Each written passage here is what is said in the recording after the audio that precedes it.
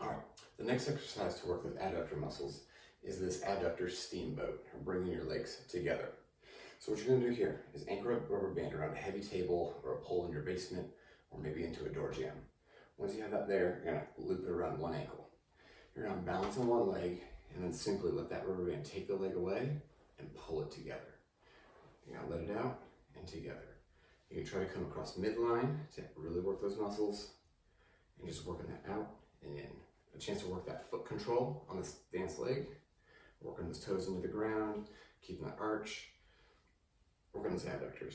If you find that to be a challenge to hold your balance, use a chair for a little balance, or if you have like your sock on a hardwood floor or linoleum, just kind of slide your foot on the floor. Here I have a furniture slider to move on the carpet a little bit easier. And you can just kind of let that glide back and forth. If you can hold the balance, then you can advance to this.